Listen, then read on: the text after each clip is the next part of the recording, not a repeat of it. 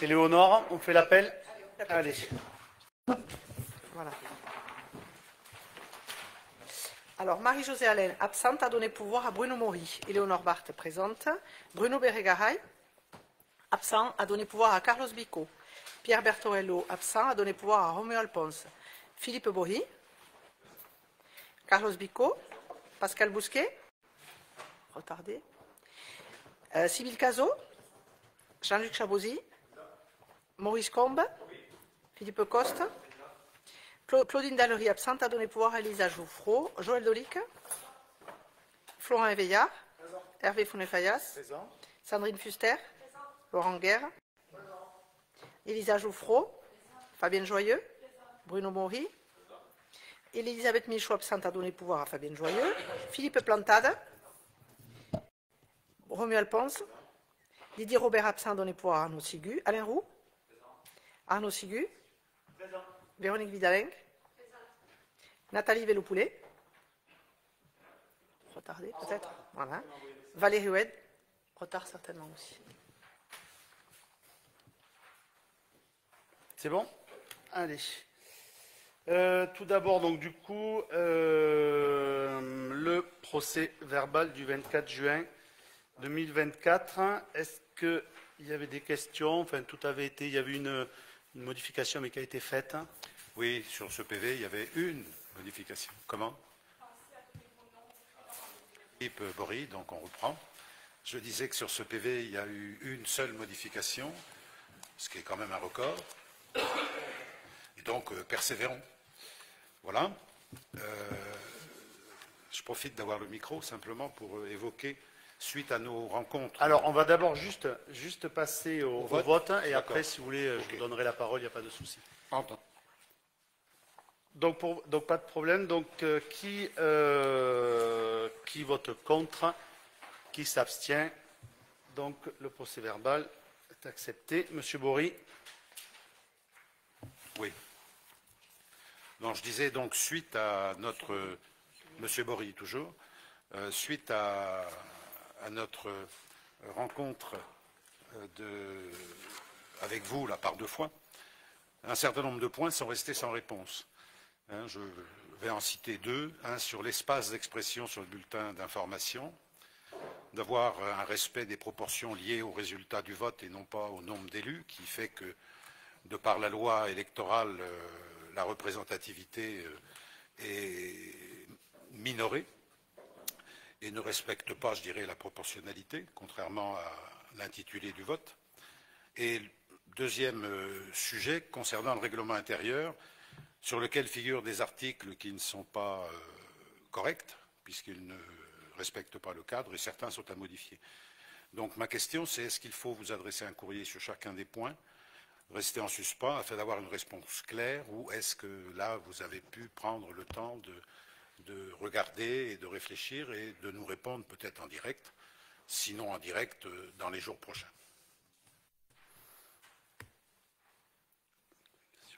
Non, comme je vous l'ai dit, je n'ai pas donné de date pour la réponse. Donc voilà, c'est tout. Après, effectivement, non, je ne vous donne pas de réponse tout de suite, mais je le regarde, mais dès que je peux, je vous donnerai la réponse. Dès que je l'aurai bien analysé, et pour ça, je vous répondrai plus tard. Quand je l'étudie petit à petit, et je vous dis que ça, voilà, je vous donnerai une réponse claire et définitive rapidement.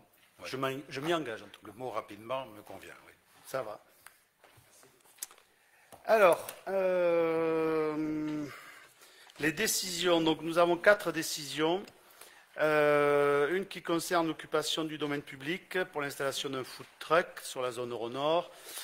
La deuxième, c'est un encaissement pour compte de Tiers Music Line Production. Et une troisième sur l'acceptation d'un don versé par la Caisse locale du Crédit Agricole. Et une demande de subvention donc, pour l'acquisition d'un portail famille qui viennent de changer. Est-ce que vous avez des questions sur ces décisions, précisément ou pas? Monsieur Combe. Monsieur Combe, concernant la première, oui. Mais il est déjà en place, là. Le deuxième food truck n'est pas installé. excusez-moi. Fabienne Joyeux. Donc il y a déjà un food truck dont on régularise l'emplacement. Ouais. Et on aura un deuxième food truck à côté. Ils sont en face du tri-postal dans la zone Euro-Nord. Oui. Voilà. Non, parce que je me posais la question vis-à-vis de la mie de pain, quoi. Voilà. Non, d'accord, oui, mais il n'y a pas de souci. Ok. Elisa Jouffreau, je voulais savoir, concernant le don, est-ce que c'est un don récurrent ou il a été reçu comment ce don? Je ne sais pas s'il est récurrent, mais en tout cas, c'est un don qui a été fait pour contribuer à l'organisation de la soirée des bénévoles du mois de juin. Après, est-ce qu'il est récurrent? Est-ce qu'il vient? C'était la première fois. Voilà, c'était la première fois. Non, il n'est pas récurrent, c'était la première fois. Peut-être qu'il le saura maintenant. Oui, là, je ne peux pas vous dire. Mais je pense que c'est spontané. On n'a pas démarché qui que ce soit pour l'organisation de la soirée. Pour avoir des contributeurs, ça c'est sûr. Ok, donc ça c'est bon pour les décisions. On peut passer aux délibérations. Nous avons donc la première délibération qui concerne le PLUH. Et donc c'est Fabienne Joyeux qui va tout vous expliquer. Allez, j'y vais.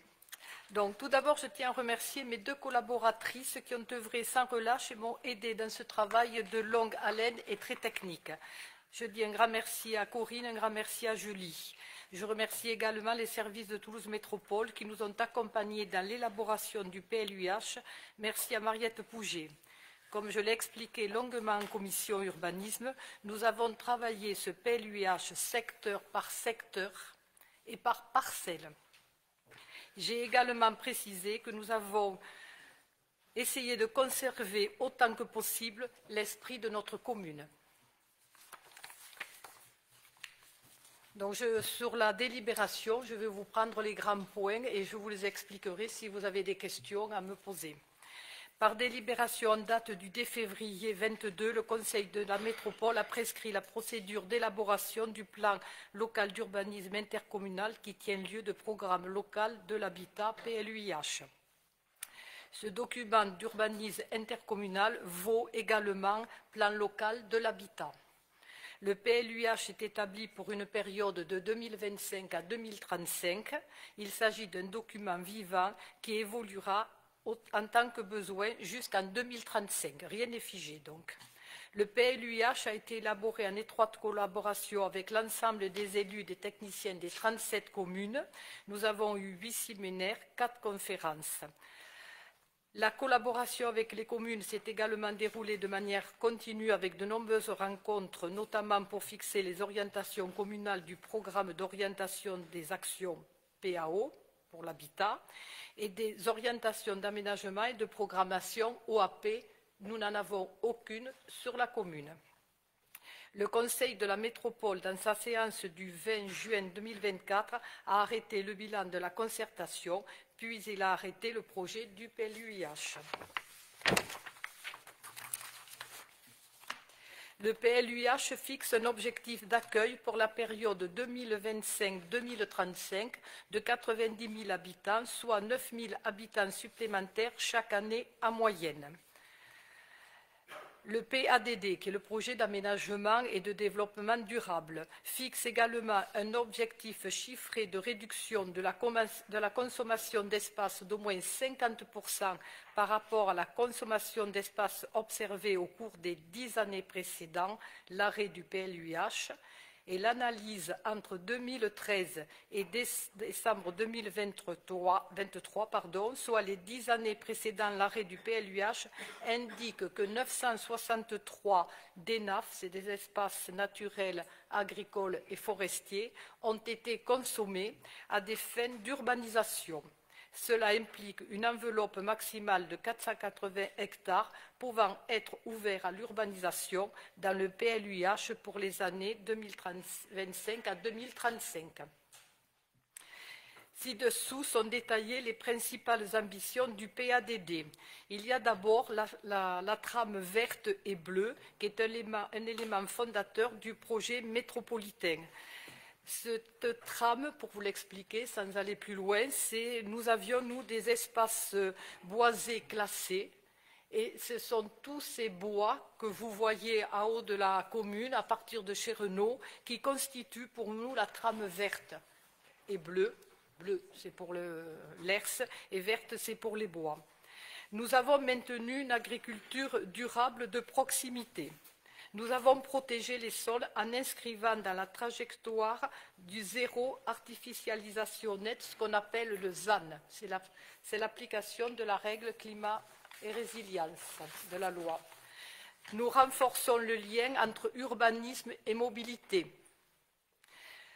Ce que veut dire urbanisme et mobilité, quand il y a des constructions, il est conseillé de faire les constructions autant que faire se peut en centre-ville. Donc vous avez pu voir qu'Avenue de Toulouse, nous avons 2 programmes qui se développent et à Montant-la-Côte, nous avons également 2 programmes qui se sont développés avec les transports en commun, TCO, qui passent à proximité.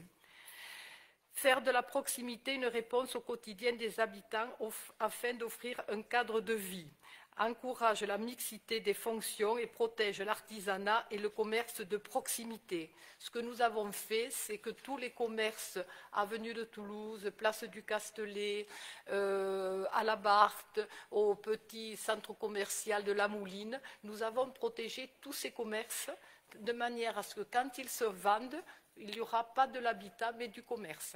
C'est pour protéger les personnes pour qu'elles puissent se rendre en ville et faire leurs courses tranquillement.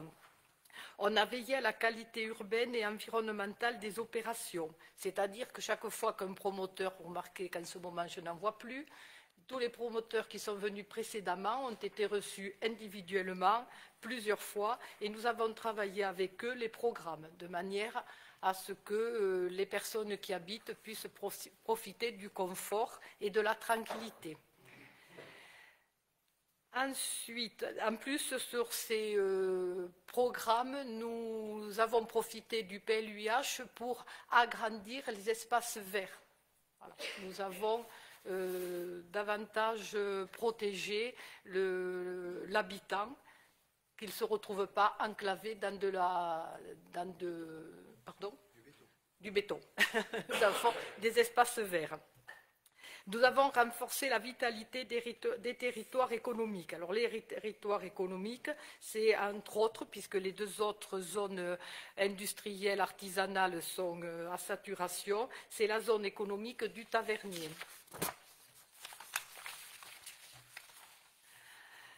Accueil des logements et des activités. La commune appartient à la strate des communes de proximité et la feuille de route du POA de la commune de Bruguière prévoit une production annuelle de 30 logements à l'année sur la période 2025-2035. Quelques éléments particuliers caractéristiques des pièces réglementaires de notre commune. Il y a la préservation, donc, comme je vous disais tout à l'heure, de la trame verte et bleue. Elle a été traduite, par exemple, par l'extension de la zone EBC, c'est-à-dire le bois classé qui est à Montant-la-Côte, derrière les 2 constructions qui sont en train de sortir de terre, donc avenue de Montauban, sur le fond des parcelles, qui présentent des qualités arbustives à protéger et qui sont attenants à l'espace bois classé. Nous avons classé également des arbres qui se trouvent impasse du Soleil. Voilà, donc ça je vous ai dit à Montant-la-Côte. Nous préservons aussi l'agriculteur, c'est un terrain qu'il y a dans la zone du Tavernier. Nous préservons également le cadre de vie, notamment toujours les espaces bois classés. Nous en avons rajouté, c'est-à-dire chemin des Églantines, route de Villemur, chemin de Nalbèze, avenue de Montauban. Nous avons fait le tour de la commune et tous ces secteurs-là ont été étudiés pour protéger l'environnement. Nous avons fait la création d'espaces verts, lotissement. Les espaces verts, dans chaque lotissement, nous demandons un espace vert. Certains espaces verts sont anciens et sont de qualité. Et ces espaces verts de qualité, nous les avons protégés. Lotissement terrasse des Églantines, lotissement de la Mouline, le fond de la parcelle du groupe d'habitation avenue du Gamouna, et impasse de la Colline, on vous en a marqué, ils n'y sont pas tous, bien entendu. Nous avons fait aussi la mise en place de protection d'arbres qui représentent un caractère, c'est ce qu'on appelle des EBC symboles, et nous en avons un sur la commune, c'est le cèdre de la Taverne, nous l'avons protégé. Nous avons également, ce que je vous disais en amont, concernant la protection du commerce, les linéaires. Nous avons donc protégé et renforcé, parce que nous l'avions déjà fait, mais nous avons renforcé donc, le linéaire, place de la République, le Castellet, avenue de Toulouse, jusqu'à la pharmacie, impasse la Barthe, avenue de Toulouse. Tous les commerces ont été protégés pour qu'il reste des commerces. Pas forcément le même, bien entendu. Ensuite,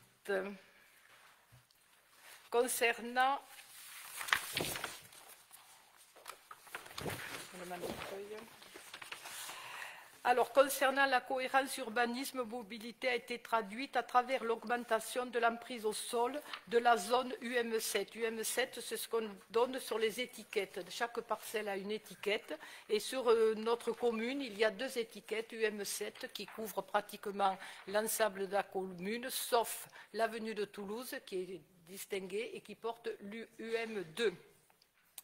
Dans le PLU, la zone UB permettait une emprise au sol de 30%. Elle passe à 40%. Nous donnons la possibilité aux gens de pouvoir agrandir éventuellement. Quant à la zone UC, le PLU autorisait précédemment une emprise au sol de 20%.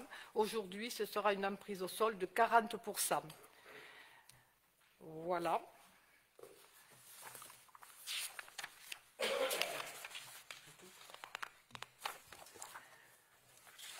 Ensuite, avez-vous quelques questions à me poser sur ce que je vous ai lu?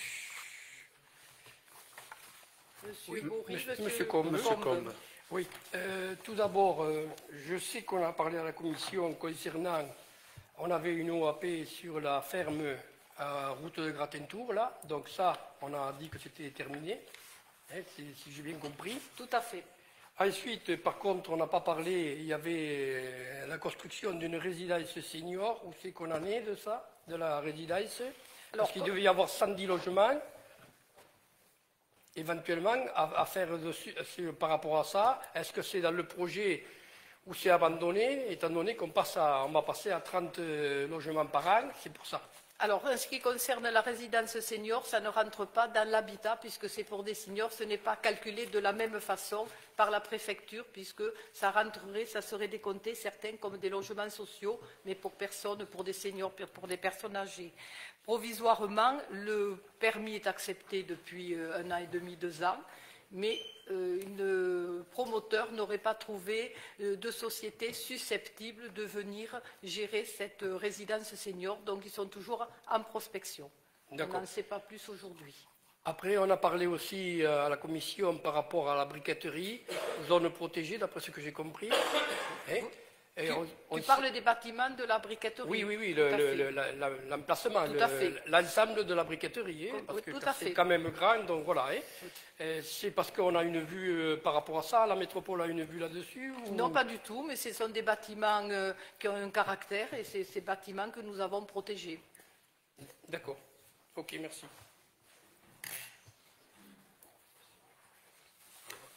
Non, je pense que surtout ils sont liés à l'histoire de Bruguière et c'est bien d'essayer de le protéger en tout cas. C'est plus l'idée. Après c'est privé. Hein. Est-ce que vous avez d'autres questions? Monsieur Bory. Oui, Philippe Bory, donc.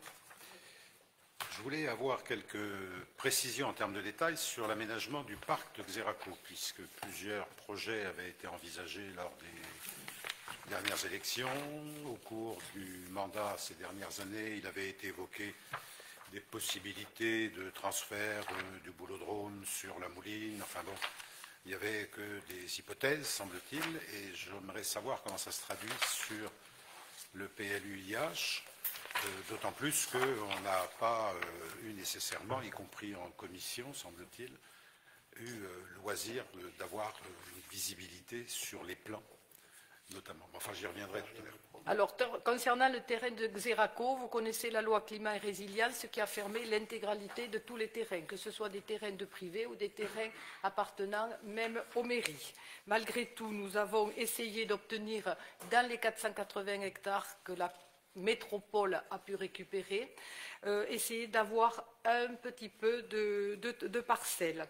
Il se trouve qu'on nous a accordé sur la parcelle de Xeraco 1 hectare environ que nous avons classé en UM7. Pourquoi nous avons souhaité quand même conserver un petit peu sur cette parcelle qui fait presque 4 hectares, un tout petit peu de terrain que nous a accordé la métropole, soit 1 hectare. On se dit que si demain on est obligé de faire une extension de la crèche ou quelque chose d'utilité publique, il faudrait que ça se fasse dans ce secteur-là. C'est le seul terrain que la mairie possède, uniquement le seul terrain que nous ayons en centre-ville. Voilà. Donc sur les 4 hectares, nous souhaitons conserver sur la partie haute environ 1 hectare en zone UM7, exemple extension de crèche. Toutefois, avec la loi, il faudra compenser les 1 hectare que nous allons utiliser et retrouver la même terre dans la commune. Donc, malgré tout, c'est inscrit. Aujourd'hui, la loi dit ça. Qu'est-ce qu'elle dira demain, M. Bourri? Je ne sais pas. Voilà. Donc, on a réservé 1 hectare. Et alors, sur le secteur de la Mouline, où il avait été envisagé, il y avait eu des hypothèses de poser, qu'en est-il dans la prévision du PLU hier? Pareil.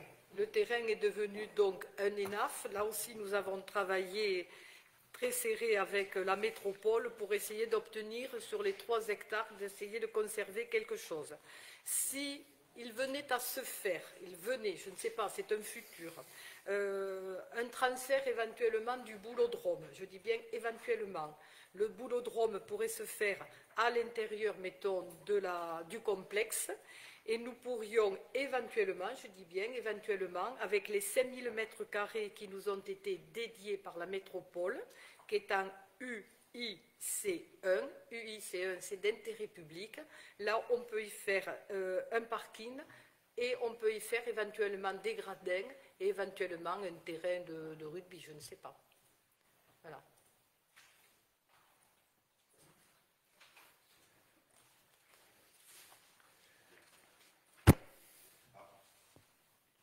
Plus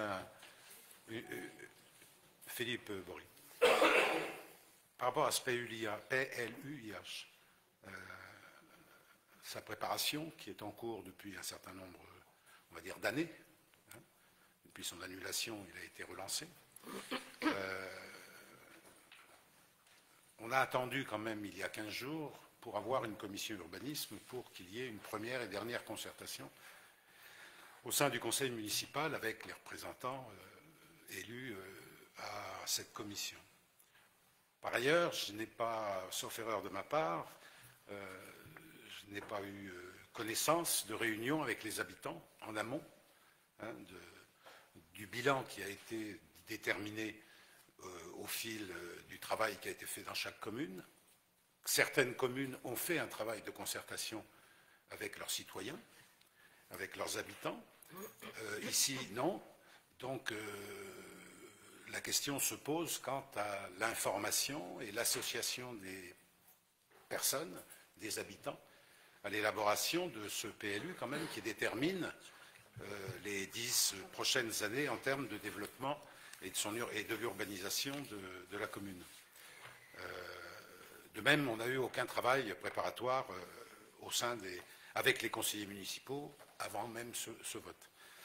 Donc on est sur l'appropriation du document au travers de ce qui a pu être communiqué lors de la commission urbanisme, mais il s'avère qu'il y a un certain nombre de documents qui sont intéressants à consulter et qu'il a fallu aller chercher bon an mal an sur le site de Toulouse Métropole pour pouvoir avoir plus d'informations, tant en termes de plans que en termes de règles, donc par rapport au règlement. Donc ça, c'est sur la forme. On ne peut pas dire qu'on est brillé par une association large de la population et de tous les élus. Sur le fond, il me semble que ce PLU, s'il est intéressant de mesurer le développement de l'agglomération avec la venue de nouveaux habitants, s'il est intéressant de mesurer la volonté de réguler en fonction des communes le quota de logements nouveaux qu'il faudra construire. On ne voit apparaître nulle part aucune projection pour faciliter le trafic routier dans la ville, avec l'abandon de la déviation de l'entrée sud de Bruguière, qui est consommée, puisque rien n'apparaît dans le PLU par rapport à ça, que ce soit en termes de plan ou en termes de texte. Le taux d'urbanisation pour Bruguière est certes parmi les plus bas, lié à la troisième couronne dans laquelle nous sommes, à exception de Saint-Jory qui se trouve être qualifiée comme étant une commune qui peut recevoir encore plus de logements. Et ça, c'est l'affaire de Saint-Jory. Mais on ne prend pas en compte le processus qui, en 2017, lorsqu'il y a eu le premier PLU IH d'adopter, où il y avait en perspective le boulevard urbain nord qui était projeté et qui n'était pas encore en cours d'annulation. Et donc, ça change quand même la donne quant à la capacité à Bruguière à permettre aux habitants de disposer de moyens de circulation et de transport en commun, où on a quand même perdu beaucoup. Nombre de personnes étaient venues s'installer à Bruguière dans la perspective de pouvoir bénéficier de ce boulevard urbain. Ça n'est pas le cas aujourd'hui, puisque nous n'avons plus que des lignes qui fonctionnent avec une fréquence qui n'est pas satisfaisante, conduisant beaucoup de Bruguérois à aller prendre le bus à Saint-Alban et à Aucanville, comme c'était le cas déjà il y a quelques années.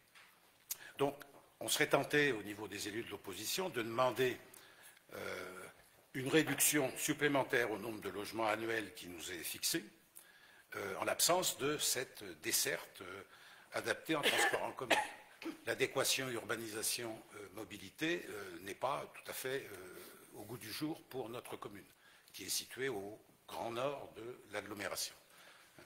Donc ça nous paraît très intéressant. Je prends l'exemple d'une ville comme Launaguet qui est en première ceinture et qui a obtenu un classement très différent des autres communes de la première ceinture parce qu'ils ont œuvré dans ce sens-là dans le cadre du travail au sein de Toulouse Métropole et ils y sont parvenus. Pourquoi ne pas avoir et ne pas envisager, puisqu'il n'est pas immuable. Non. Donc peut-être faudra-t-il remettre l'ouvrage sur l'établi. Alors on a la période d'enquête publique à venir qui permettra de proposer des améliorations à tout citoyen et à tout à chacun auprès du commissaire enquêteur. Pour nous, il nous semble important d'avoir cette réflexion sur l'adéquation ou l'inadéquation plutôt qui existe entre les capacités de mobilité, de circulation également, puisqu'on ne voit plus de détournement possible du trafic du centre-ville ou de l'avenue du Bruguet, qui est saturé tous les jours. Et c'est l'occasion, dans le cadre de ce PLU, de remettre ce sujet sur la table, même si il s'avère qu'il y a des décisions qui sont prises au niveau de la métropole sans que pour autant on ait la possibilité d'être entendu, semble-t-il. En conséquence, pour ce qui nous concerne au niveau des élus de l'opposition, on ne pourra que s'abstenir sur ce PLU au jour d'aujourd'hui par rapport au bilan qui est fait. Lorsque l'enquête publique sera faite, on verra à ce moment-là ce qu'il en est. Mais je crois qu'en termes d'information de la population, il serait intéressant quand même d'avoir une démarche. Il me semble qu'on a une commission, on a une adjointe à la citoyenneté avec une commission, on a un adjoint au vivre ensemble avec une commission, donc 2 adjoints qui sont sur le registre de la communication et de la concertation, me semble-t-il, ou qui devraient l'être tout au moins. Et sur des sujets de cette nature, on peut difficilement faire l'impasse de consulter. Bon, c'est un peu tard maintenant, mais il n'est jamais trop tard pour bien faire. Voilà ce que nous souhaitions exprimer par ma voix. Avec une question annexe, qui n'est pas anodine, c'est de savoir dans le PLU, de manière plus précise, ce qu'il en est du terrain qui serait dévolu à l'accueil des gens du voyage. Alors, je vais vous répondre. C'est une question, puisque c'est jusque-là mais vous l'avez posée en question diverse ou maintenant? On l'a posé en question diverse, mais on peut l'aborder là. Oui, non, il n'y a pas de souci. C'est dans le cadre du PLU. Vas-y. Je voudrais juste revenir on va en parler là. Voilà, on peut en parler là. Je voudrais juste revenir sur deux ou trois petits points voilà. que vous avez évoqués dans votre document. Le premier point, vous dites que nous n'avons pas répondu à la population. Je vous ai dit en introduction que nous avons fait autant que possible.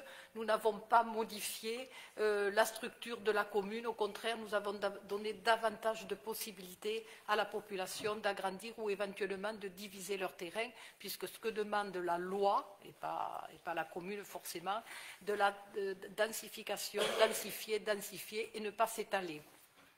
Donc, si vous voulez, nous n'avons pas trahi l'esprit de la commune et nous avons fait pour satisfaire tout le monde. Toutes les personnes qui nous ont appelés, toutes les personnes qui nous ont écrites, toutes les personnes qui nous ont rencontrés à la mairie, nous leur avons expliqué. Et si elles avaient des questions plus précises auxquelles nous ne pouvions pas répondre, ces courriers ont été envoyés à la métropole. Donc, nous avons quand même vu nos administrés. Voilà. Concernant ce que vous dites, vous avez bien vu et constaté que tout ce que vous avez pu lire, c'est sorti qu'au mois de juillet.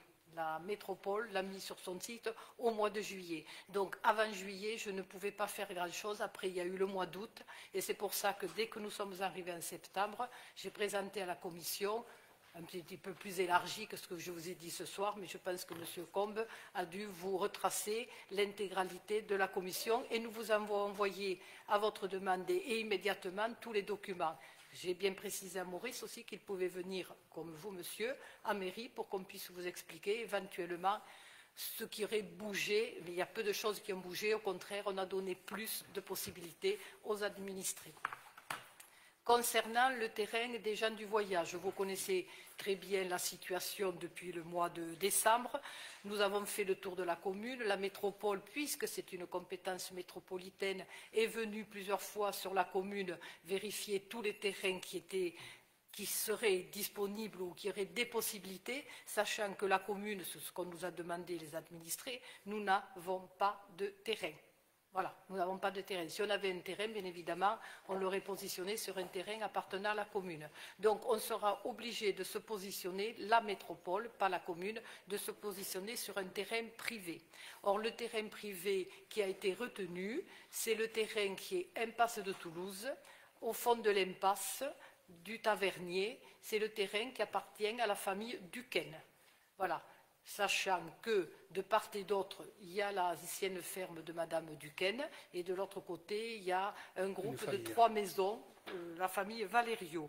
Concernant les Duquesne et concernant les Valerio, nous les avons eus, nous les avons rencontrés. Ils sont donc au courant que nous avons écrit le terrain est d'utilité publique, UIC1, d'utilité publique, puisque ce sera des terrains familiaux que la métropole veut construire. Donc, ce terrain familial, comme j'expliquais en commission, verra la construction en 27, 28, je ne sais pas, quand les choses auront été avancées avec les propriétaires, la construction de cette petite maison, puisque c'est maintenant des terrains familiaux, il n'y aura pas que les caravanes. Par contre, si je comprends bien, c'est quand même une zone inondable, là. Hein? Pas du tout. Non. Pas du tout. Il y a des personnes qui habitent, ce n'est pas la zone inondable, Maurice. Ah non, parce que bon... Maurice, non. Non, mais si vous me le dites... On ne peut pas mettre des personnes, Maurice, dans Non, mais comme c'est près de l'Erth, c'est pour ça que je pose... Il y a la partie au fond qui est en zone inondable. Sinon, ils n'auraient pas pu, de toute façon. Mais là où habite la famille Duquesne et la famille Valerio, et là où on construit les entreprises, ce n'est absolument pas en zone inondable. Et c'est des plans de la préfecture, donc il n'y a aucun souci là-dessus. Par contre, l'impasse, ça serait bien quand même qu'on l'ouvre éventuellement. C'est dans la projection, Maurice. Oui, ça, c'est à voir. Juste pour compléter, oui, effectivement, là où je vous rejoins, c'est que on fait parfum tous les élus autour de cette table, je pense, regrettent l'arrêt du Bune, ça forcément, et de la déviation qui aurait effectivement arrangé la circulation sur Bruguière. Ça, je pense qu'autour de la table, vous trouverez personne qui dira le contraire.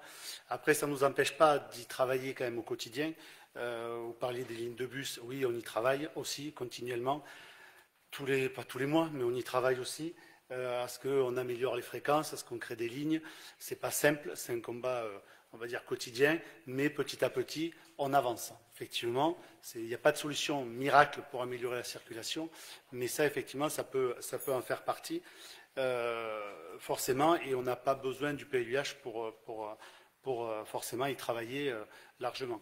Après, il va y avoir une deuxième partie, donc après le vote, après ce vote-là, qui est le vote il y aura un commissaire enquêteur, et c'est à ce moment-là aussi où j'encourage évidemment les Bruguérois à contacter la métropole pour voir effectivement les points qui les concernent et faire remonter ce qu'ils ont envie là-dessus. Donc enquête publique avec la métropole en direct.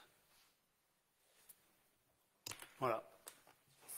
Est-ce que je peux non, parce que c'est pour nous l'important, c'est au niveau des transports. Parce qu'à l'heure actuelle, avec tous les travaux qui interviennent dans la plupart des communes, on se retrouve en difficulté. Je vois qu'à Aucamville, il y en a qui ont posé la question de savoir si les bus ils faisaient des escargots éventuellement, parce que de nouveau, il y a le problème pour arriver au lycée à l'heure. Il y en a qui ont posé la question, où les gosses ils arrivent en retard, parce que la traversée d'Aucamville à l'heure actuelle, c'est très compliqué, en sachant que route au Naguet, il y a une partie qui a été bloquée jusqu'en juin 2025.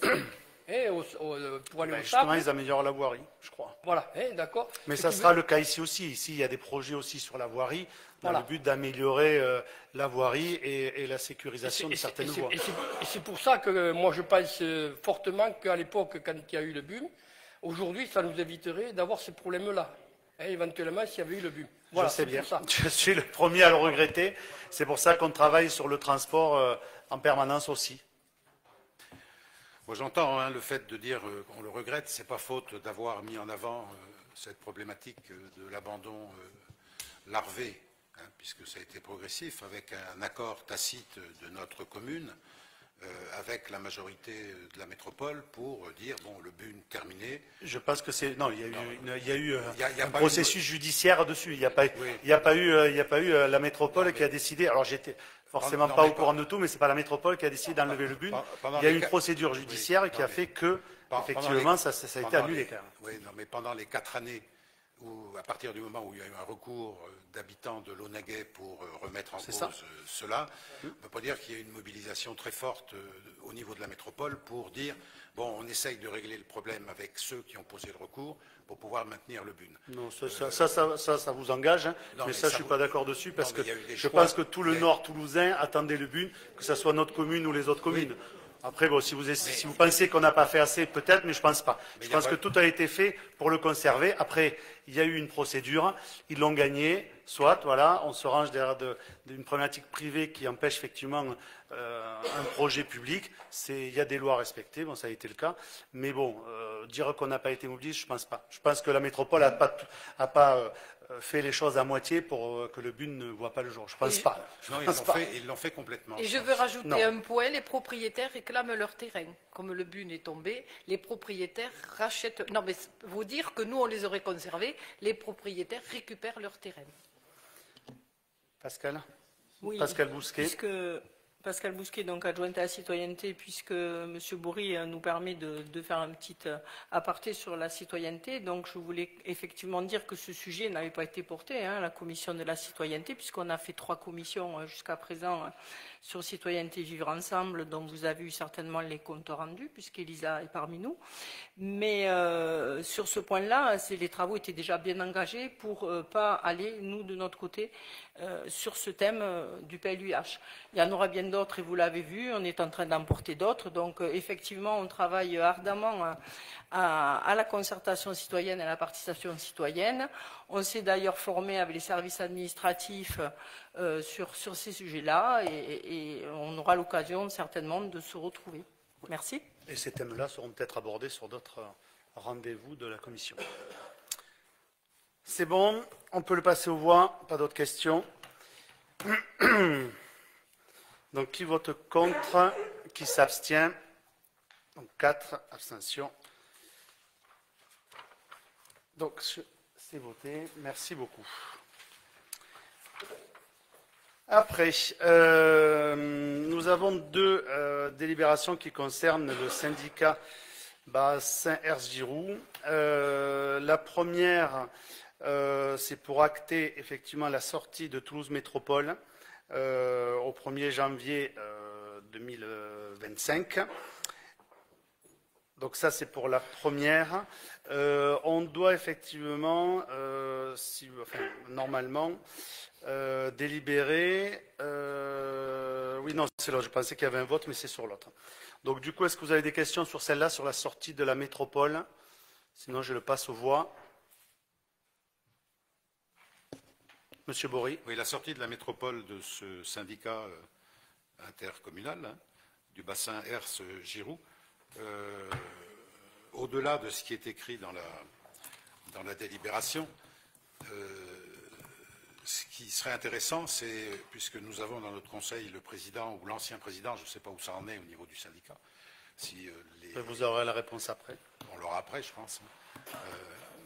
Ce qu'il en est des tenants et des aboutissants de cette sortie de Toulouse Métropole du syndicat.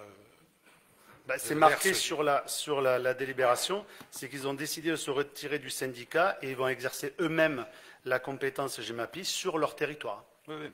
Voilà, c'est juste ça. Eux vont récupérer la gestion, à part la partie animation, mais sinon sur tout le reste de la gestion des berges de l'Hers, sur leur territoire, ils récupèrent la pleine compétence. Et sur le reste du territoire, effectivement, là, il y aura le syndicat.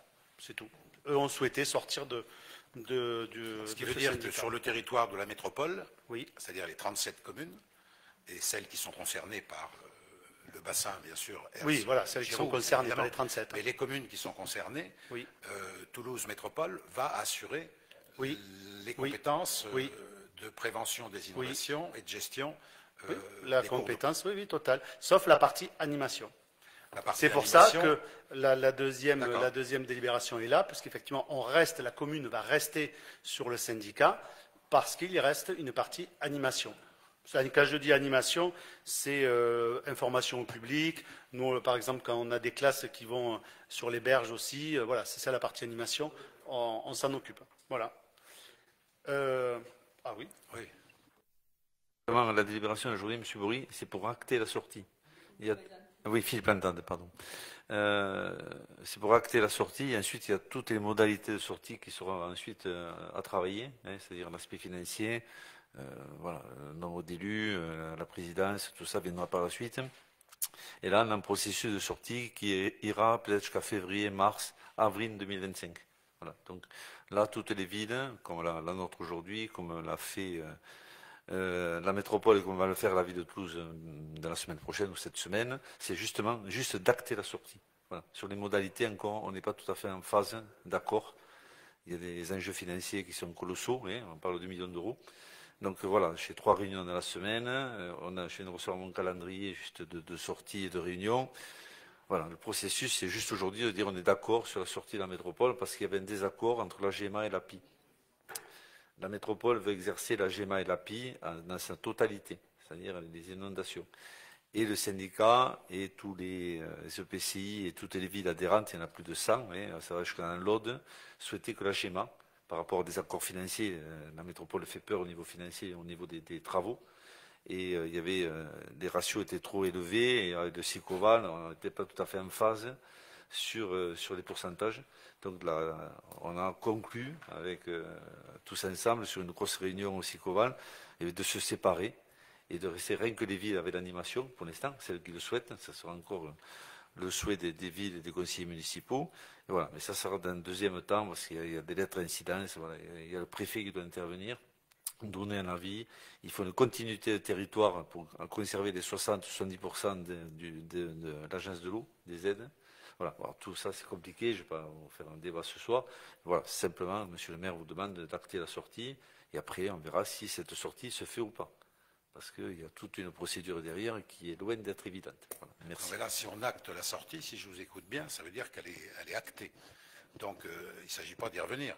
Je pense que... Elle est actée, toujours Philippe Lantade, elle est actée si toutes les villes acceptent. Oui, bien sûr. Si il y a des accords d'une ville ou deux, ou d'un EPCI, ou du SICOVAL, je dois rencontrer M. Lattard dans la semaine et bien d'autres, ça peut mettre, je dirais, en péril cette délibération. Donc on y reviendra. Là, on demande dans un premier temps d'acter. Voilà, c'est tout simplement.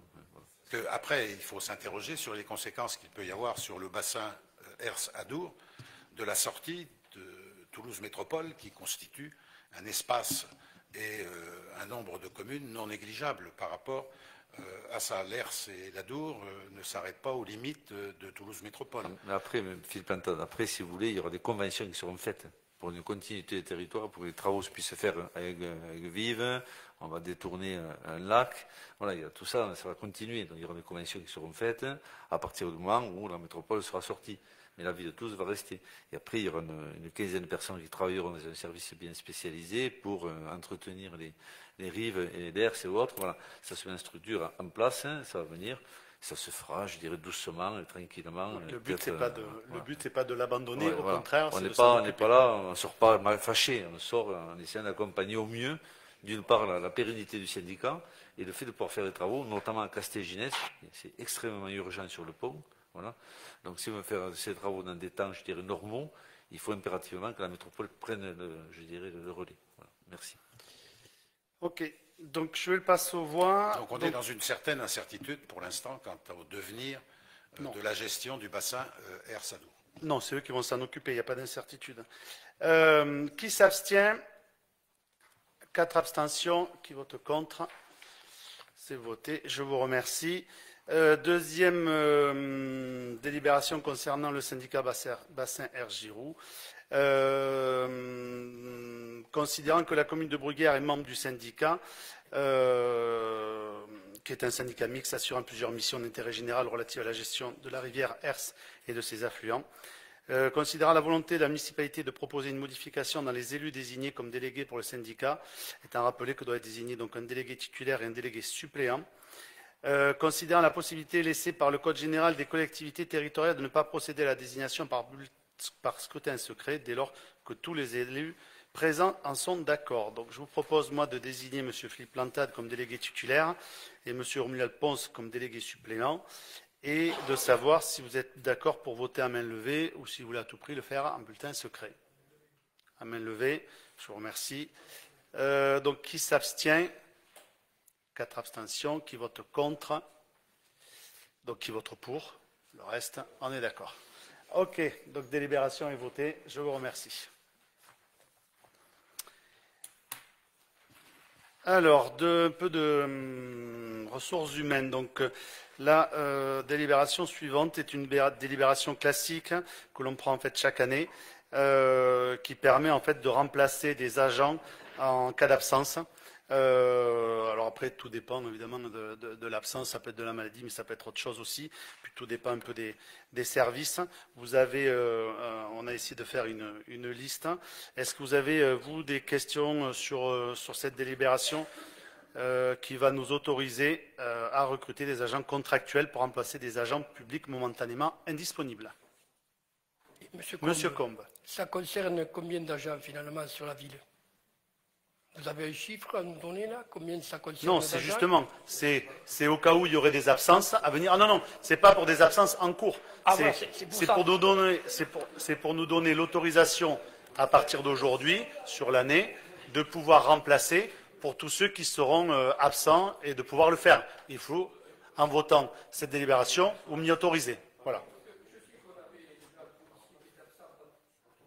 Excusez-moi, Monsieur Combe. Je sais qu'on avait un policier qui était absent, ça fait plusieurs années qu'il est absent. C'était pour savoir si c'était pour le remplacer, c'était par rapport à ça, quoi, hein, éventuellement. Non, pas du tout. Là, c'est vraiment pour les absences à venir. D'accord. Autre question. J'ai vu que sur la dépêche, Monsieur Jérôme Godel avait quitté la mairie. Oui. Il y a eu un souci ou... Ça s'appelle un changement de mairie. Il est allé travailler sur la commune de Saint-Jory. Et nous... Et donc, nous, on a fait un remaniement, et de toute façon, il y aura un organigramme qui est en cours aussi. Et nous avons en interne Cécile, c'est le nom de famille. Bahut, voilà, Cécile, ça. Mais c'est Cécile Bahut, donc qui prend les fonctions, effectivement, de responsable de pôle enfance et jeunesse. Voilà. Mais après, oui, c'est comme tout un chacun qui a le droit de bouger de commune ou d'entreprise. Voilà. Moi, j'ai une petite question par Monsieur rapport Bory. à la description des cas de figure de remplacement. Oui. Sur les temps partiels.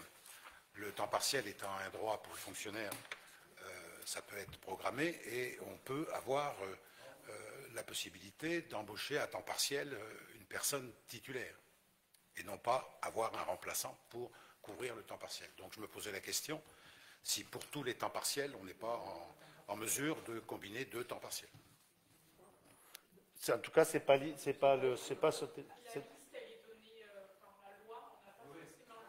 non, mais c'est le remplacer par des temps partiels. Aujourd'hui, c'est pas la discussion. Là, aujourd'hui, nous, si jamais on a ce cas-là, on remplace par le temps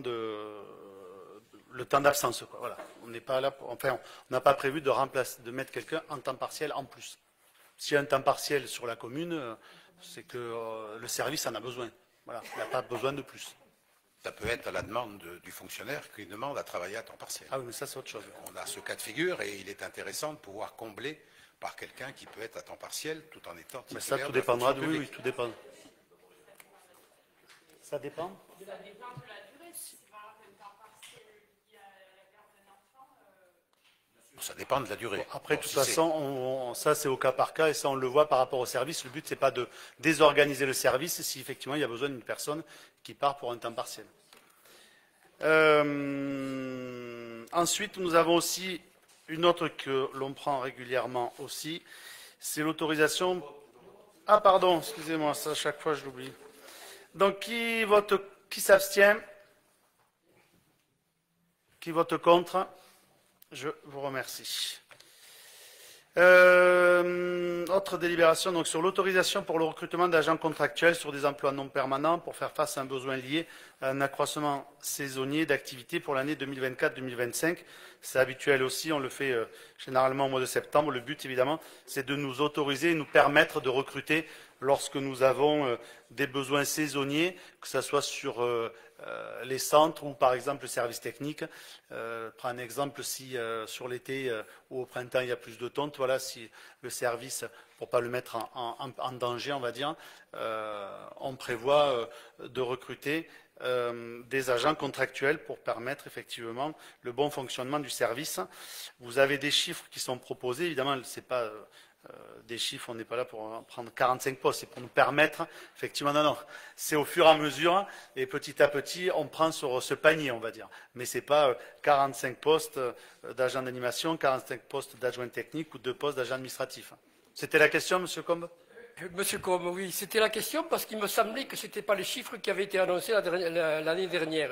Donc, c'est pour ça que... C'était les mêmes. Non. C'était les mêmes, mais effectivement, c'est un panier. C'est oui. pas. D'accord, c'est pour ça que ça me paraissait énorme. Non, bien sûr. Mais justement tant mieux si c'est la réalité. Oui, non, mais c'est à chaque fois qu'il y aura besoin, effectivement, les services nous alertent. Et avec cette délibération, on peut effectivement recruter des agents contractuels. Donc, qui s'abstient? Qui vote contre? Je vous remercie. Nous avons aussi donc le recrutement donc, de 2 assistants territoriaux d'enseignement artistique non titulaires. Alors, je vais vous la lire, ça sera plus simple.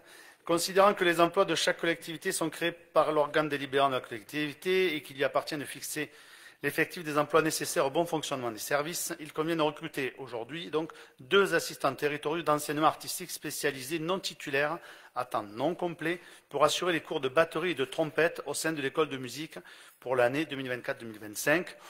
Donc il est proposé de créer un poste d'assistant territorial d'enseignement artistique à 4,5 20e hebdomadaire pour le cours de trompette, 2 postes d'assistant territorial d'enseignement artistique à 7,5 20e hebdomadaire pour le cours de batterie, 5 heures pour un contrat et 2h30 pour le second contrat. La rémunération sera fixée en fonction de l'échelle du grade ATEA, sur présentation des états des heures détaillées au regard de l'expérience professionnelle présentée.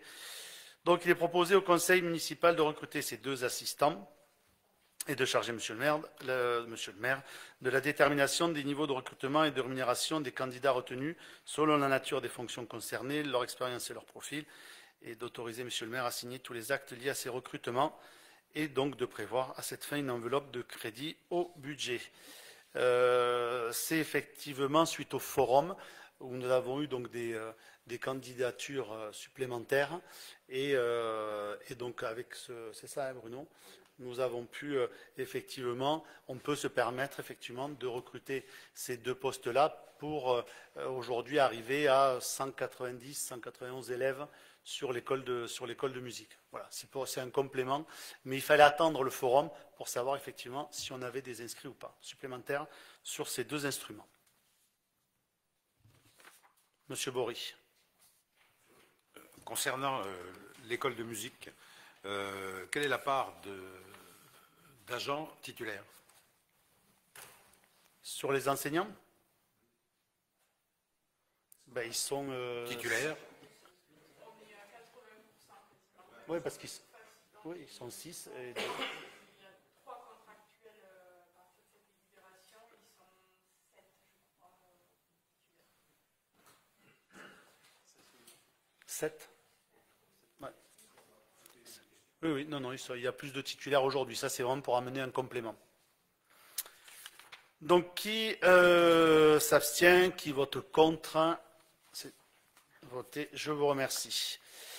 Marie-Jo est absente, Bruno. Est-ce que tu veux faire la suivante, s'il te plaît, sur la mise à jour des tarifs du bar du Bascala? Bien sûr. Bruno Maury, donc.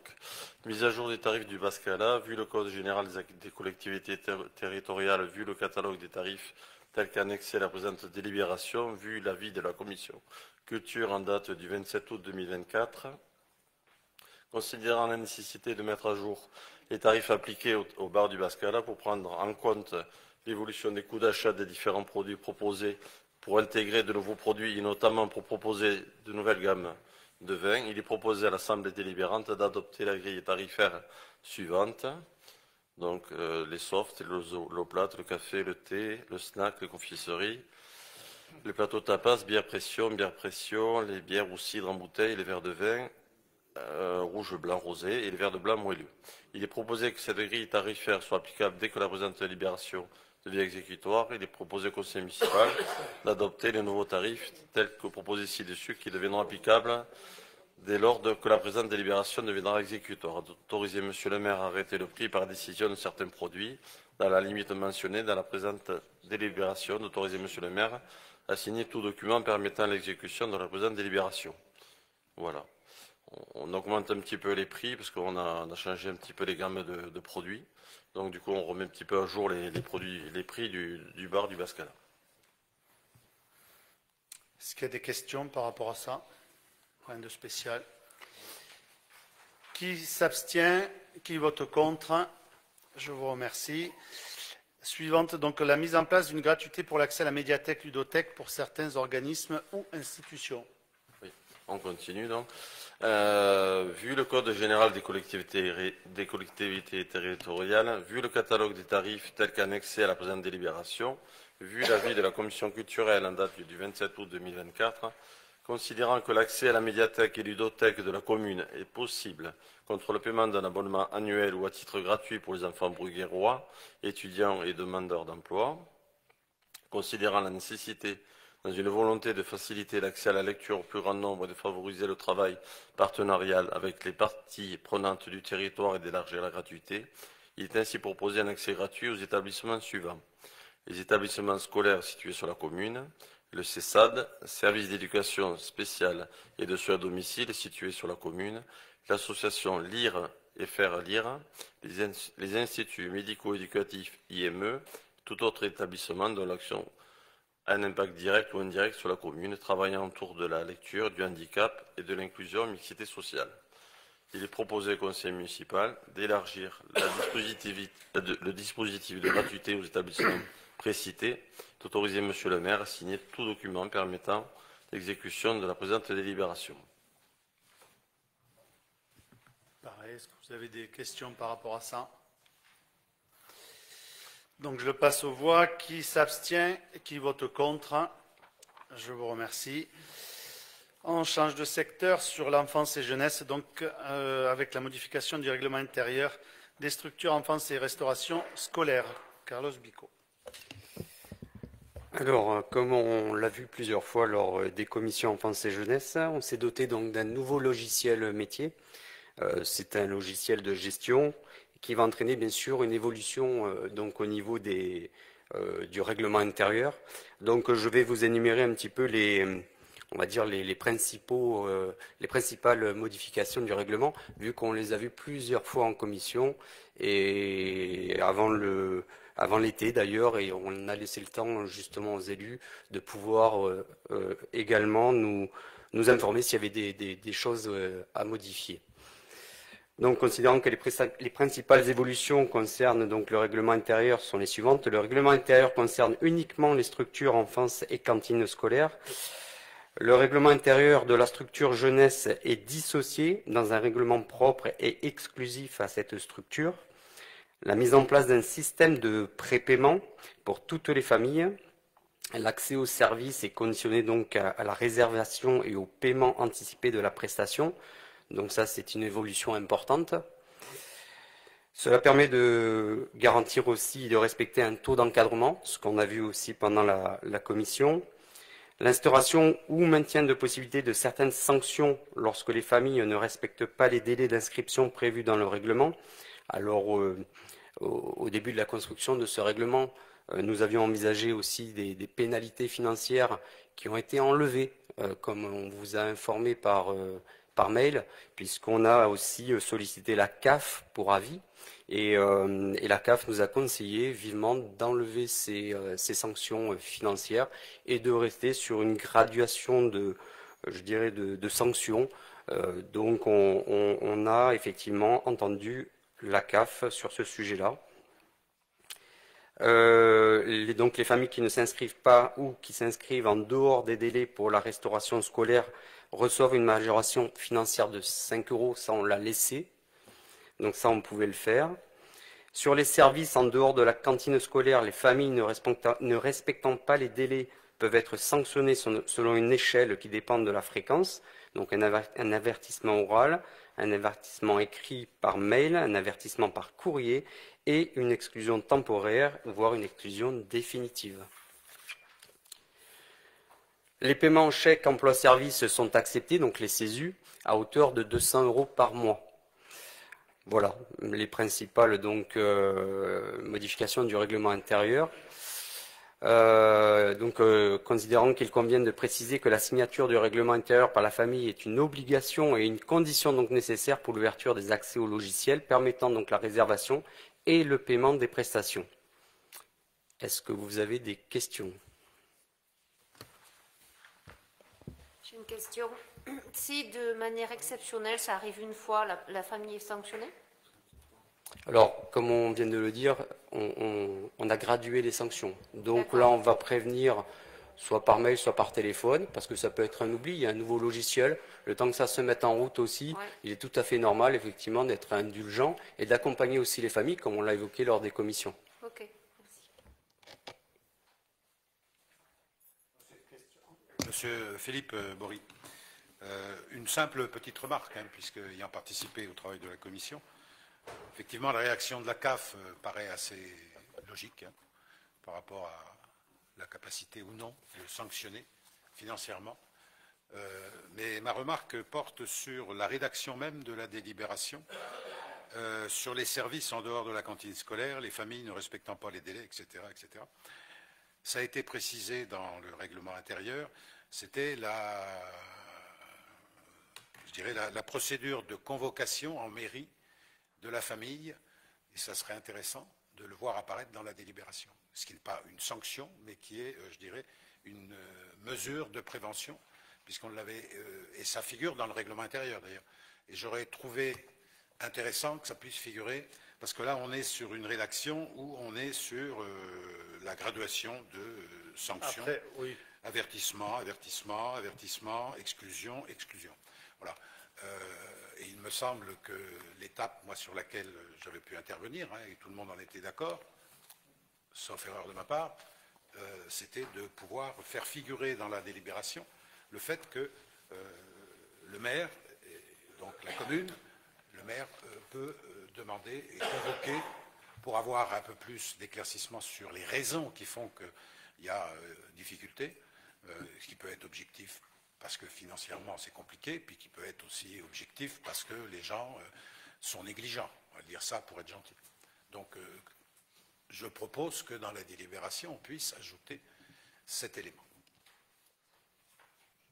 Alors, comme je vous l'ai dit lors de la commission, on a quand même un service au niveau du social qui, aujourd'hui, on connaît les familles effectivement qui sont en difficulté, on les accompagne. De là, effectivement, à l'indiquer sur le règlement intérieur, ça nous paraissait aussi quand même, on va dire, naturel. D'accompagner ces familles-là, et ce n'était pas nécessaire de le mettre noir sur blanc sur un règlement. Aujourd'hui, on a un service social qui fonctionne très bien, on continue à les accompagner. Sur le règlement intérieur, on gradue des sanctions, et ça me paraît normal que les familles soient prévenues de ces sanctions, tout simplement. Je comprends le fait d'afficher la graduation des sanctions, mais il n'en demeure pas moins que le fait d'avoir ajouté dans le règlement intérieur que la famille serait reçue en mairie. Sachez que le CCAS n'a pas connaissance de toutes les situations difficiles, puisqu'on sait fort bien que des gens en difficulté ne se précipitent pas nécessairement au CCAS. Oui, mais il est sur le règlement intérieur. Oui, donc mais voilà. Après, c'est la délibération. Bon, la délibération ne peut pas reprendre tous les points.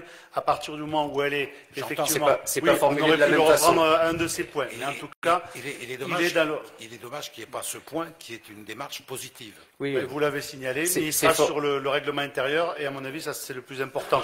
La délibération, quelque part. C'est formulé. Voilà. C'est formulé, l'essentiel, c'est de l'avoir mis sur le règlement intérieur pour moi. C'est un petit peu différent de la délibération, mais c'est formulé de pas tout à fait la même façon. Qui s'abstient? Qui vote contre? Je vous remercie. Deuxième délibération enfance et jeunesse.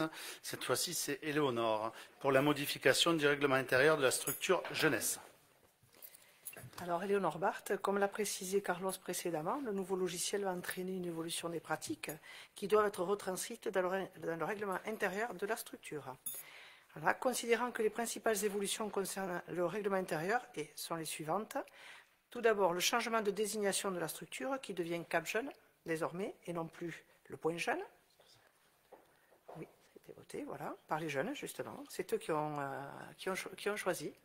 Ils ont été consultés et ils ont choisi.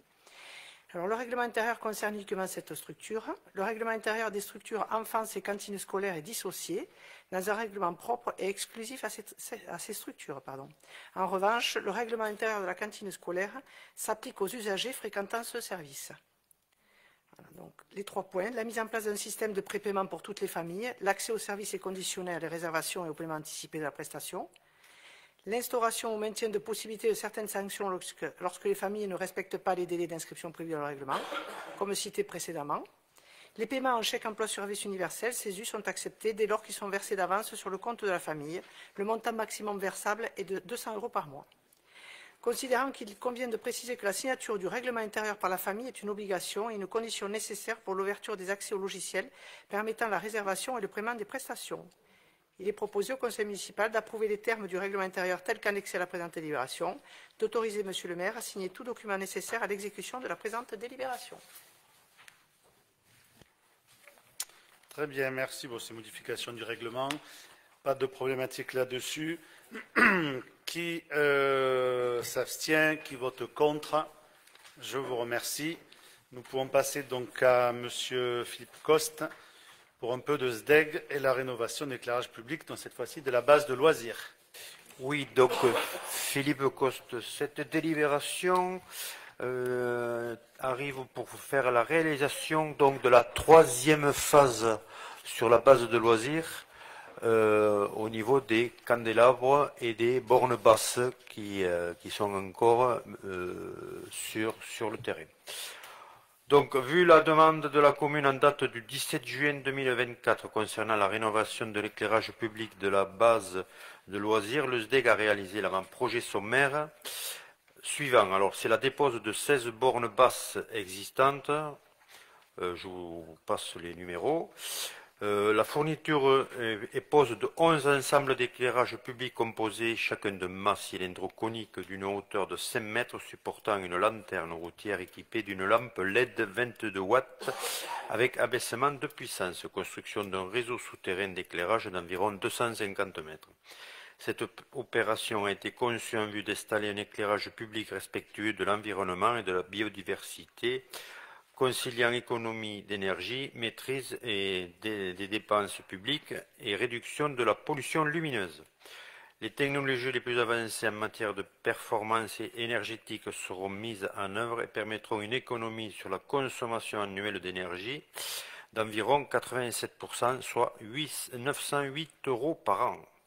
Compte tenu des règlements applicables du SDEG, la part restant à la charge de la commune se calculerait comme suit. Donc, la TVA récupérée par le SDEG est de 8 661 €, la part du SDEG 22 000 €, et la part restant à la charge de la commune, estimation à 22 461 €. C'est une opération qui se monte à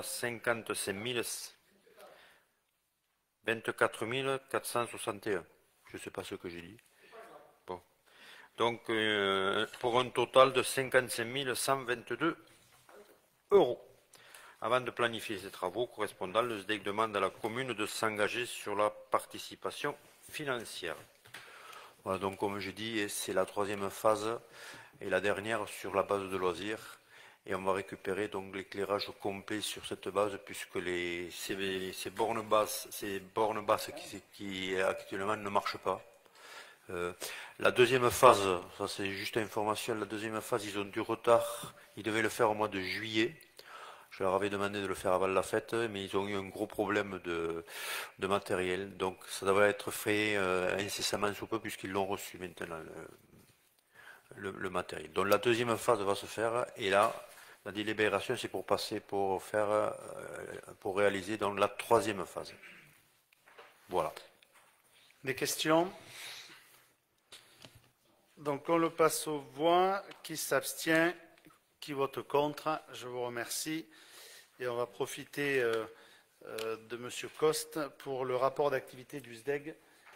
Alors, pas le lire entièrement. Non, mais il y a des questions par rapport au site d'informatif.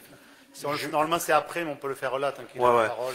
Je vous invite à le lire, et c'est un rapport qui est fait tous les ans, qui est très intéressant. Hein, c'est un rapport d'activité 2023 qui reprend tout ce qui a été fait par le SDEG donc en 2023. On ne va pas le lire parce qu'il y en a 4 ou 5 pages, je crois. Voilà, est-ce qu'il y a des questions? Non? Pas de questions? Merci. Merci, Monsieur Coste. Délibération cette fois-ci par Florent Éveillard sur le dispositif de dérogation au repos dominical dans le commerce de détail pour l'année 2025 avec un avis du conseil municipal. Alors c'est une délibération que l'on prend chaque année concernant l'ouverture dominicale. Je ne vais peut-être pas toute vous la lire. Il y en a déjà qui ne m'écoutent pas. Voilà. Depuis l'entrée en vigueur en fait, de la législation en 2016, Toulouse Métropole s'appuie sur la concertation organisée dans le cadre du Conseil départemental du commerce. Donc depuis plus d'une vingtaine d'années, afin d'harmoniser les positions des maires et des organisations patronales et syndicales sur l'ouverture des commerces les dimanches et jours fériés. Donc pour l'année 2025, il y a eu un consensus qui se dégage au sein du Conseil départemental du commerce sur le principe de 7 dimanches d'ouverture, le 12 janvier qui sera le premier dimanche des soldes d'hiver, le 6 juillet le premier dimanche des soldes d'été, le 30 novembre, le 7 décembre, le 14 décembre, le 21 décembre et le 28 décembre. Donc toutefois, l'article L3132-26 du Code du travail prévoit pour les commerces de détail alimentaire dont la surface de vente est supérieure à 400 m² que lorsque des jours fériés légaux sont travaillés, à l'exception du 1er mai, ils sont déduits par l'établissement des dimanches autorisés par le maire dans la limite de 3 par an. Donc afin de permettre à ces commerces d'ouvrir effectivement aux dates indiquées ci-dessus, il est proposé, comme il l'a été fait l'année dernière, et toujours en accord avec le CDC, d'autoriser ces commerces à ouvrir 7 dimanches choisis sur une liste de 10 en 2025, soit le 12 janvier, le 6 juillet, le 16 mars, le 18 mai, le 3 août, le 30 novembre, les 7, 14, 21 et 28 décembre 2025. Alors après, il y a différents secteurs qui sont proposés. Alors, concernant le secteur de l'ameublement, et en dehors des éventuelles foires ou salons organisés en Haute-Garonne, les professionnels de l'ameublement s'engagent dans le respect de l'arrêté préfectoral du 31 janvier 2020, réglementant la fermeture au public des commerces de vente de meubles au détail en Haute-Garonne de l'accord départemental de fermeture du 25 septembre 2019 et dans le cadre de l'accord annuel du CDC visant à maintenir une saine et loyale concurrence dans la profession, à n'ouvrir pas plus de 7 dimanches pour les 2025. Au titre de l'arrêté préfectoral, le secteur de l'ameublement a inscrit une date spécifique le 23 novembre à la place du 28 décembre. Et donc les dimanches définis ci-dessous sont le 12 janvier, le 6 juillet, le 23 novembre, le 30 novembre, le 7 décembre, le 14 décembre et le 21 décembre 2025. Il est donc proposé au conseil municipal, comme l'année dernière, d'émettre un avis favorable pour l'année 2025 à l'ouverture pour l'ensemble des commerces de détail hors secteur ameublement et du bricolage visés par les dispositions spécifiques et secteur de l'automobile visé par des journées nationales constructeurs, le premier dimanche suivant le début des soldes, soit le 12 janvier, le premier dimanche suivant le début des soldes, soit le 6 février, le 30 novembre, le 7 décembre, le 14 décembre, le 21 décembre et le 28 décembre 2025. Pour les commerces de détail alimentaires, le 16 mars, le 16 mars, le 18 mai, le 3 août, le 30 novembre, les 7, 14, 21 et 28 décembre 2025. Les professionnels de l'automobile sont autorisés à n'ouvrir pas plus de 5 dimanches en 2025, tels que définis par les journées nationales des constructeurs, qui ne sont pas renseignés à ce jour. Et pour les professionnels de l'ameublement, on définit 7 dimanches pour 2025, à savoir 12 janvier, premier dimanche des soldes, 6 juillet, premier dimanche des soldes d'été, 23 novembre, 30 novembre, 7 décembre, 14 décembre et 21 décembre 2025. Très bien. Merci beaucoup, M. Veillard. Est-ce qu'il y a des questions? Donc, M. Bory. Alors, ce n'est pas une question, c'est annuel, puisque annuellement, on est face à une situation où la CDC a acté le calendrier selon les... On voit que ça se développe d'ailleurs, puisqu'on va vers l'automobile, l'ameublement. Le dimanche, tout va être ouvert à force sur un certain nombre de dimanches. Donc, ces décisions étant prises, il est quand même ubuesque de demander à un conseil municipal de se prononcer, sachant qu'on a quelle autorité sur le respect. Ce respect est celui, je dirais, assuré par les représentants de l'État, je pense, essentiellement, puisque c'est en préfecture que les choses se sont définies. Donc, en termes de vote, je ne vois pas l'intérêt de voter et d'émettre un avis qui soit favorable ou défavorable. Bon, sur un sujet qui est déjà réglé entre les organisations concernées. Mais la procédure nous oblige à prendre une délibération. Voilà, je ne refais pas les lois, on les applique, et les règlements, pareil. Qui s'abstient? Qui vote contre? Je vous remercie. Donc, il s'abstient, donc vous abstenez. Non, ce n'est pas une abstention, c'est un refus de vote, parce qu'on ne voit pas l'intérêt de voter sur une décision qui est prise déjà ailleurs. C'est la loi. Bon, après, si vous les refusez. Il n'y a pas de souci, on le note. En tout cas, ça passe. Merci, et c'est voté. Sur les questions, on passe maintenant aux questions de l'opposition. Concernant, alors vous aviez 4 questions. Police municipale, nous avons pris par voie de presse le recrutement d'une nouvelle responsable de la police municipale. Merci de préciser quelle est l'organisation de la police municipale de cette rentrée. Je précise quand même que vous ne l'avez pas appris par voie de presse, puisque je vous l'ai dit oralement, et en plus c'était dans le BI. Et après, c'était dans la presse. Ça, c'est l'ordre des choses. Si, c'était dans cet ordre-là. Et elle était déjà présente sur la fête. Donc les Bruguérois ont pu déjà... sur la fête, c'était le week-end dernier. Donc, moi, je oui, non, mais on vous l'a annoncé, vous le saviez avant de l'apprendre par la presse. À la date du 16 septembre, nous avons une responsable donc, du service de la police municipale, 2 ASVP à temps plein et une ASVP à mi-temps. Aujourd'hui, on a 2 policiers municipaux qui sont en cours de recrutement. Et effectivement, le but, c'est de lui laisser le temps, effectivement, de faire un état des lieux et de nous proposer une organisation. Mais globalement, on est sur une structure qui était déjà en place avant, qui était d'une responsable, 2 policiers municipaux et une ASVP. On part là-dessus. Après, elle prend son poste. Peut-être qu'elle nous dira autre chose. On verra, on le travaillera. Mais pour l'instant, on partait là-dessus. Et je parlais de la fête, je voulais quand même en dire un mot au tout début, parce qu'on sort évidemment de notre week-end festif au niveau du Bascala et de la fête communale. Donc je voulais déjà remercier et féliciter, je pense, toute l'équipe du comité des fêtes, et notamment son président Denis Herpin, pour l'organisation de la fête locale. Je trouve que c'est bien déroulé encore une fois. Remercier effectivement les services techniques aussi qui sont intervenus, les élus de secteur, je pense à Florent Éveillard et à Didier Robert, qui se sont pleinement investis sur l'organisation et la bonne organisation de la fête. Donc merci à tous ces gens-là. Et maintenant, vivement l'année prochaine, mais tout s'est bien passé et on avait le beau temps et il n'y a pas eu de soucis, donc très bien.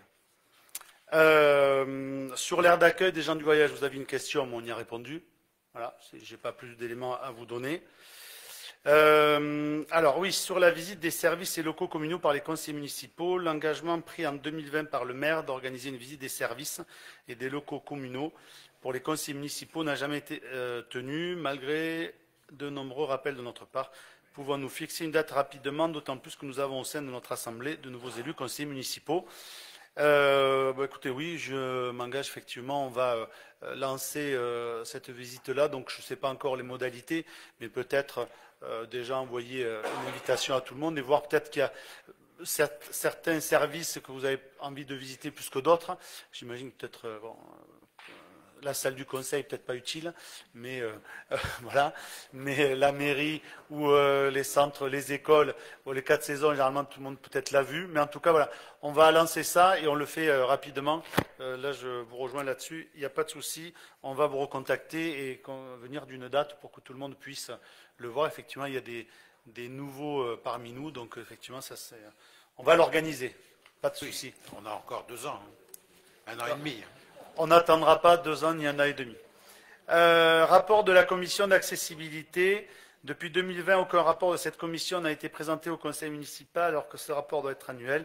Nous demandons sa présentation chaque année sans succès. Cet irrespect du cadre légal réactif aux collectivités locales ne peut plus durer. Monsieur le maire, nouvellement investi dans ses fonctions, nous vous demandons une réponse précise quant à la date de présentation du rapport de cette commission depuis 2020. Merci par avance. Donc effectivement, il y avait eu 2 réunions, mais qui a priori n'avaient pas amené grand-chose. Donc j'ai décidé effectivement de reconvoquer rapidement cette commission, de faire un état des lieux qui est fait déjà, qui a été fait par l'ADAP, mais de réunir cette commission rapidement, j'espère en novembre, et je m'engage effectivement à ce que pour le 16 décembre, vous ayez le premier rapport de cette commission qui se tiendra en novembre. D'accord ? Voilà. Voilà, je vous remercie. Monsieur le maire. Oui, monsieur Combe. Je suis comme vous, je vais féliciter le comité des fêtes. Par contre, j'aurais un petit souci à vous présenter, c'est que le dimanche après-midi, parce que ce soit le vendredi soir ou le samedi, il y avait la sécurité qui assurait la circulation au niveau de la rue de la Briqueterie. Par contre, le dimanche après-midi, ils n'ont assuré la sécurité qu'à partir de 18h. C'est-à-dire que de midi jusqu'à 18h, nous avons eu des véhicules dans tous les sens. Certains se sont garés devant les passages, éventuellement des portails. Ensuite, nous avons eu des personnes qui ne pouvaient plus circuler sur le trottoir, ils étaient obligés de marcher dans la rue. Alors, le dimanche après-midi, vous savez que la plupart du temps, c'est des enfants avec des poussettes et tout. Donc, je trouve que le service au niveau de la sécurité, ça a été un peu juste dimanche après-midi. Sur le dimanche après-midi. Écoutez, voilà, j'en prends note. Il va y avoir une réunion, de toute façon, de débrief sur la fête. Voilà. Et on le signalera pour que l'année prochaine, effectivement, ils sont arrivés tous les soirs à 18h. Effectivement, le dimanche, la fête, c'est vrai que le dimanche, elle commence plus tôt l'après-midi. Donc, on verra comment s'organiser sur l'année prochaine. Okay. Surtout qu'on a eu le fait remonter, en tout cas. Voilà. Surtout qu'on a eu des quads qui sont venus faire les oiseaux, là. Hein. Merci beaucoup en tout cas pour la remontée, on le fera. Merci pour les oiseaux. Bonne soirée, à bientôt.